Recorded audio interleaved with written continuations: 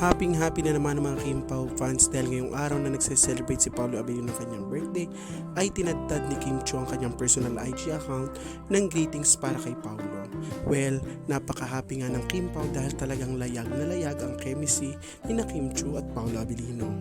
Isa sa naipost ni Kim Chiu ang couple shirt nila na Taylor Swift na inuwi niya pa kay Paolo nung umatento sa concert sa Singapore. Sabi niya, "Happy birthday Swiftie Paolo Abilino." Sunod namang ipinost pa ni Kim Chiu ang solo picture na ito ni Paolo na kung saan may nakalagay na Happy Birthday Victor, BMC, and Paolo. Mula sa behind the scene ng video ng picture na yan ay ito at si Kim Chiu nga ang personal na kumuha ng larawan ni Paolo na ginamit niyang ipambati sa kanyang birthday. Sunod naman ay naipost din ni Kim Chiu ang larawang ito kasama si Bill Palmos at isa pa sa mga staff ng What's Wrong with Secretary Kim at muli na naman silang binati.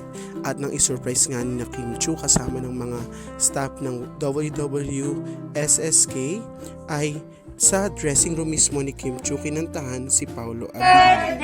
Happy birthday, happy birthday to you. Hoy, kawawa naman si Sashi. Salamat. Happy Alam mo, mas mahirap paghanap birthday. ng lighter. Kasi lahat nagbe-vape. Happy birthday, happy birthday.